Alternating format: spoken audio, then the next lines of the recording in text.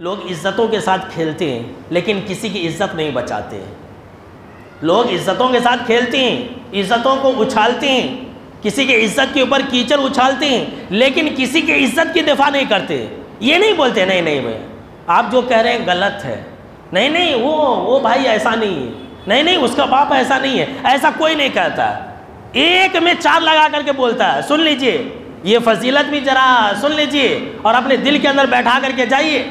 اگر کوئی انسان کسی کا دفاع کرتا ہے، کسی کی عزت کو بچاتا ہے، کسی کی عزت کو سیو کرتا ہے تو ایسے انسان کے لیے بہت بڑی فضیلت ہے. ابو درداء رضی اللہ تعالیٰ عنہ راوی حدیث ہے، بالکل ہی صحیح روایت ہے ترمذی شریف کی، کہ جناب محمد عربی صلی اللہ تعالیٰ علیہ وسلم نے فرمایا کہ جو انسان اپنے بھائی کی اس کے پیٹھ پیچھے اس کی عزت کا دفاع کرتا ہے، سامنے نہیں پیٹھ پیچھے کوئی انسان کہہ رہا ہے کہ نہیں وہ انسان ایسا ہے، میں نے سنا ہے کہ فلاں کے اوپر یہ الزام لگایا گیا، اب وہ انسان سنتے یہ کہہ رہا نہیں آپ کو کچھ غلط فہمی ہو گئی ہے، آپ نے غلط سنا ہے، میں جانتا ہوں وہ انسان ایسا نہیں ہے، وہ بھائی ایسا نہیں ہے. اگر کوئی انسان ایسا کرتا ہے، اگر کوئی مرد ایسا کرتا ہے، اگر کوئی عورت ایسا کرتی ہے تو جناب محمد عربی صلی اللہ تعالیٰ علیہ وسلم نے فرمایا کہ ایسے انسان کے چہرے کو کل قیامت کے دن اللہ رب العالمین جہنم کی آگ سے آزاد کر دے گا. اللہ اکبر، سبحان اللہ. دیکھیں کتنی بڑی فضیلت ہے.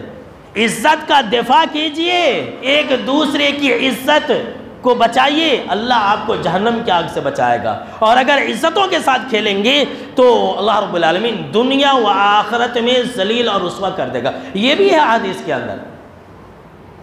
جناب محمد عربی صلی اللہ تعالیٰ علیہ وسلم نے فرمایا کہ اگر کوئی انسان کسی کے اوپر کسی ایسی بات کا الزام لگاتا ہے جو اس کے اندر نہیں ہے، کوئی ایسا عیب لگا دیا جو اس مسلمان کے اندر نہیں ہے، تو آپ صلی اللہ تعالیٰ علیہ وسلم نے فرمایا کہ اللہ رب العالمین اس انسان کو جس نے الزام لگایا، اس انسان کو مرنے سے پہلے اس عیب سے دوچار کرے گا اللہ کی پناہ. اور مرنے سے پہلے اللہ رب العالمین ایسے انسان کو اس کے گھر میں ذلیل اور رسوا کر دے گا.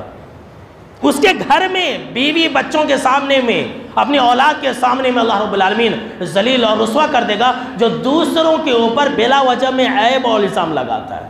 اور ایسا ہوا ہے، جو دوسروں کے اوپر الزام لگاتے نا، عیب لگاتے، ایسے لوگوں کو اس کے گھر والے نہیں سیرتے، ایسے لوگوں کے اوپر اس کے گھر والے عیب اور الزام لگا کر کے گھر سے بھگا دیتے کہ میرا اس سے کوئی رشتہ نہیں ہے. دیکھیے یہ جناب محمد عربی صلی اللہ تعالیٰ علیہ وسلم کا فرمان ہے. لہٰذا میرے دوستو، آپ کبھی یہ نہ کہا کرو کہ سارا زمانہ کہہ رہا ہے، سارے لوگ کہہ رہے ہیں، سارا گاؤں جانتا ہے. آپ یہ ہرگز نہ کہا کرو، بلکہ اپنے ایمان کی فکر کرو، اپنے آپ کو جہنم کی آگ سے بچاؤ.